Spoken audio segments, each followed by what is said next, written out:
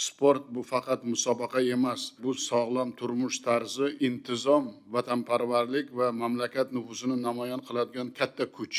Sportning har bir yo'nalishi bo'yicha alohida qaror chiqarib, mablag' va sharoitini hal qilib beryapmiz. So'nggi 9 yilda 1,5 mingdan ziyod mahallada 1774 ta zamonaviy sport maydonchasi qurib berildi.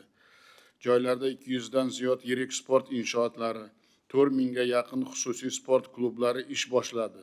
Sport bilan professional tarzda shug'ullanadigan yoshlarimiz soni 2 karra oshdi. Olimpiya terma jamoalarimiz sportchilari 2 barobar, paralimpiya bo'yicha 3 barobar ko'paydi. O'tgan yili sportchilarimiz xalqaro arenalarda 452 ta oltin, 418 ta kumush, 501 ta bronza medali sohibi bo'lgani bu albatta bizga katta g'urur, iftixor bag'ishlaydi. Ularning 50 dan ortig'i jahon va Osiyo rekordini yangilagani barchamizni xursand qiladi albatta. Olimpiya sport turlari bo'yicha 26 ta federatsiyani har biriga vazirlar, respublika tashkilotlari rahbarlari boshchilik qilyapti. O'tgan yili viloyat hokimlarining joylarda olimpiya harakatini rivojlantirish bo'yicha prezident vakili etib belgiladik, qaror chiqdi.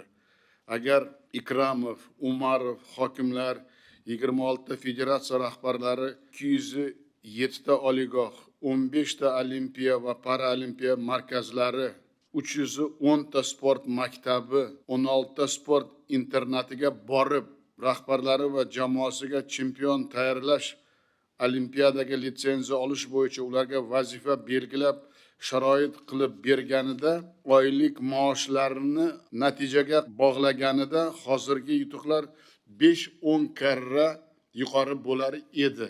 Qaysi hokim sport maktabi 7lik va tadbirkorlarni yoniga olib, hududini sport turlariga ixtisoslashtirish bo'yicha mahallada ishni to'g'ri tashkil qilsa natija bo'layapti.